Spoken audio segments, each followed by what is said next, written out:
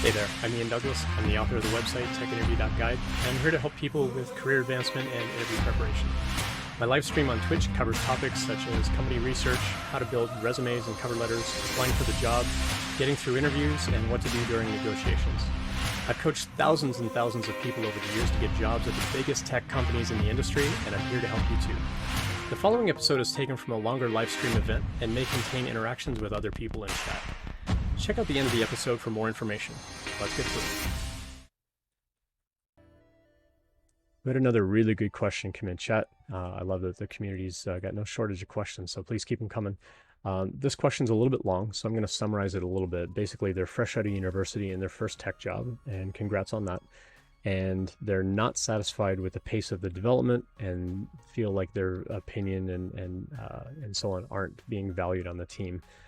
The job post that they applied to said that they would be able to contribute to discussion and decision making and having close communication with the customer, and that's not panning out. What do? They're thinking about looking for another job. Is that going to look bad on the resume? So a couple of things I would do here. First and foremost, you need to have a conversation with your manager and let them know, based on the job post that you applied to, you don't feel that this is happening.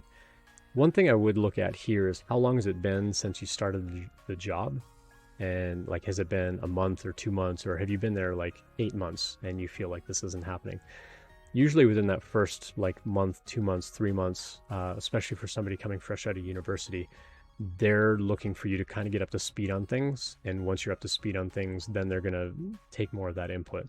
But if you feel like you're offering that input now and it's being dismissed, then that's something you need to address with your manager and let them know, hey, I'm bringing up these ideas in meetings and I'm just getting talked over, or my input is being completely ignored, or, you know, people are being condescending and they're like ignoring my remarks, or they're like, you need to explain that to your manager so that your manager can address it. That's why you need to have regular meetings with your manager to give them that kind of feedback and let them know how you're feeling.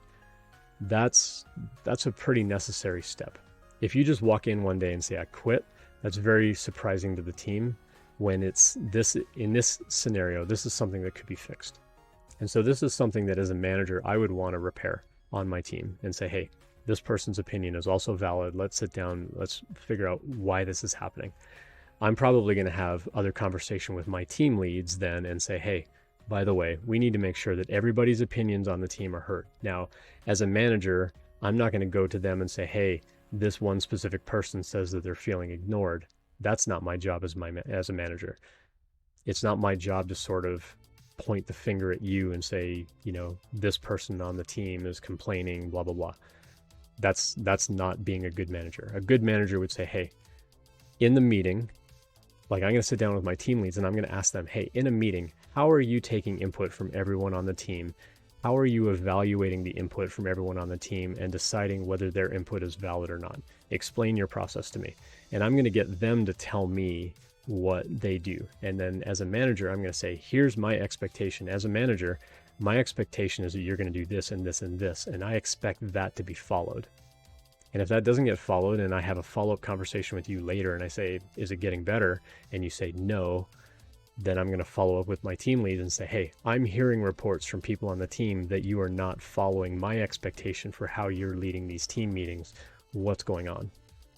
And eventually it's going to escalate to a point where I'm going to have a very serious conversation with my team leads about why this is not why it's happening the way it is. So from your perspective, your responsibility is to have that conversation with your manager and say, the job post said I would be having customer interaction and that my input and so on would be valued as part of the team. And I don't feel that that's happening. What can we do to sort of sort this out? And you're going to need to bring them some examples. And you need to say, like, is this something that you can address with the team leads without calling me out personally, but address it with the team leads to where they know that they're supposed to be taking input from everybody and be able to treat our input as valid and so on. Again, though, it does depend a little bit on how new you are in the role. If you just started there a month ago, they're probably still expecting you to get up to speed, and so you might not have the full context and picture of like why they do things the way that they do. If you've been there a really long time though, and you feel that you have that context, then that's a little bit different. But again, that's a conversation you need to start with your manager. And then in an ideal organization, you would be having one-on-ones with your manager, but you'd also have some kind of check-in or synchronization meeting with your team lead. And I would also start to address it with the team lead and say, hey, by the way, when I'm in that meeting and I gave that suggestion, I kind of felt really dismissed. And I'm just kind of curious why that is, because my understanding was that my input would be relevant on the team, that I would be able to share ideas and so on. And I don't feel like I'm contributing well to the team because I'm feeling this, and kind of get their input on it as well. And that it might be a wake up call to them going, oh, I didn't realize that I was making you feel that way. I apologize for that. So that would be the first thing I would do, is I would address it with your manager and then also address it with your team lead as well, because I think that those are important things to address at a managerial level. But if you just walk in one day and say, this isn't what I expected, you're not meeting, what the job post was all about, so I'm out of here, I found another job. Now you're leaving, and that could look bad on a resume when this is something that you could absolutely address at a managerial level. So I would start the conversation there, and then if it doesn't happen, then it's not a surprise to them when you leave.